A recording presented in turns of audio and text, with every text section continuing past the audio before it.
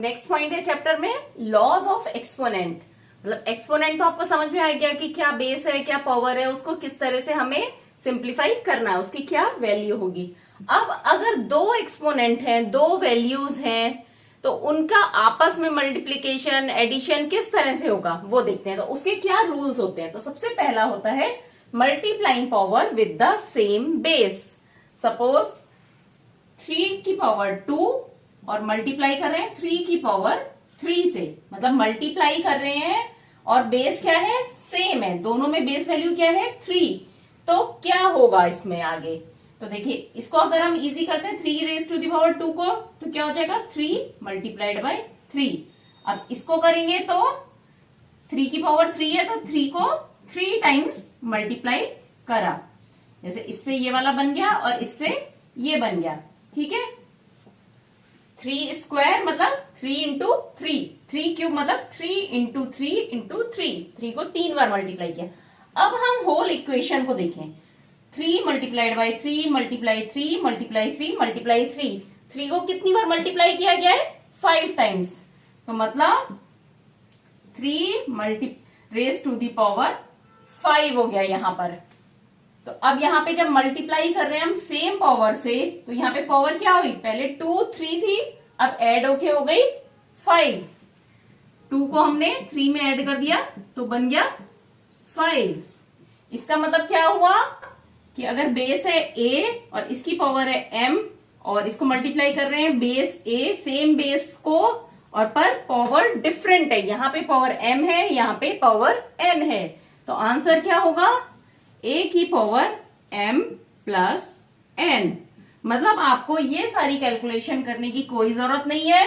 अगर base same है और उन्हें हम मल्टीप्लाई कर रहे हैं तो जो एक्सपोनेंट है पावर की वैल्यू है उन्हें ऐड कर दीजिए, तो हमारा आंसर आ जाएगा। जैसे यहां पर ये आ गया 3 रेज टू दी पावर 5।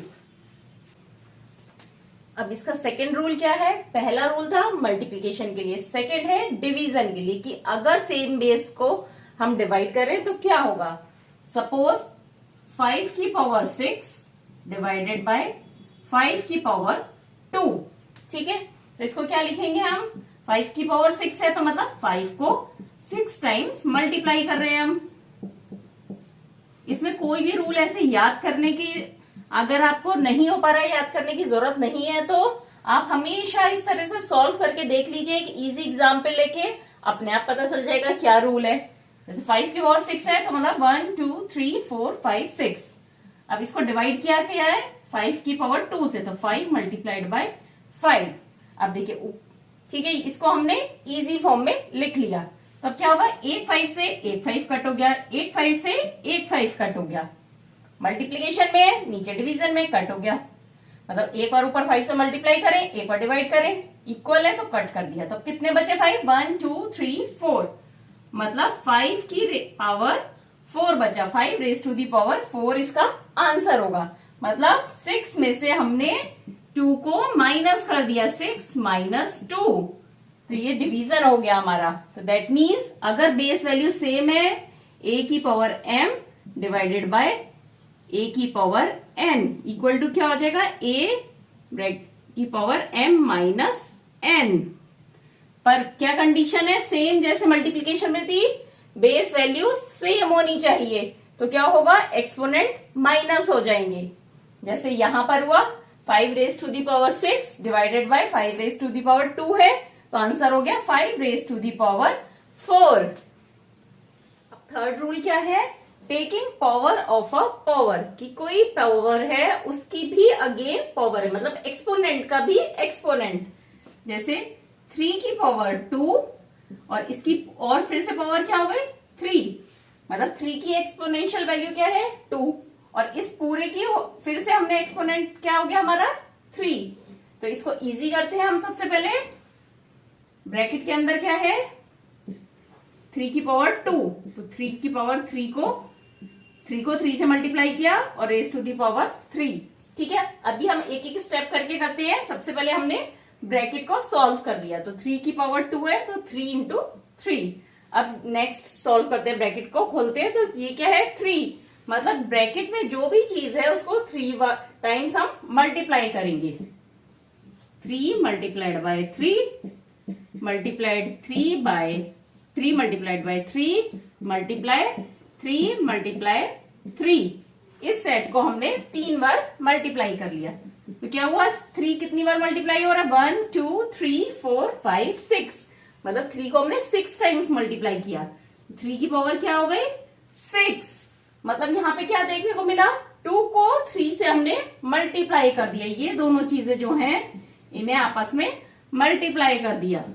3 की पावर 2 मल्टीप्लाइड बाय 3। तो जो भी पावर है हमारी एक्सपोनेंशियल वैल्यू, एक्सपोनेंट पावर्स हैं, उन्हें आपस में मल्टीप्लाई कर देंगे। तो a की पावर m और फिर raise to the power n है, तो क्या हो जाएगा, a m n। पहले m पावर्स को मल्टीप्लाई करेंगे, फिर उसकी वो हो गई हमारे उस बेस वैल्यू की एक्सपोनेंट वैल्यू। अब नेक्स्ट लॉ क्या है, multiplying powers with the same exponent. देखिए इसमें क्या डिफरेंट है, अभी तक जो भी लॉ चल रहा था वो हमारा बेस वैल्यू सेम थी, एक्सपोनेंट डिफरेंट थे। अब यहाँ पे क्या है, एक्सपोनेंट सेम है हमारा और बेस वैल्यू चेंज हो सकती है हमारी। तो देखते हैं, जैसे एग्जाम्पल हमारा 4 की पावर 2 मल्टीप्लाई 4, अब यहाँ पे क्या रखना है हमारे को, सेम एक्सपोनेंट 3 की पावर 2।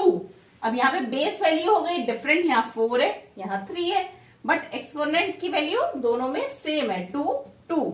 इसको सॉल्व करते हैं, 4 multiplied by 4 multiplied 3 multiplied by 3।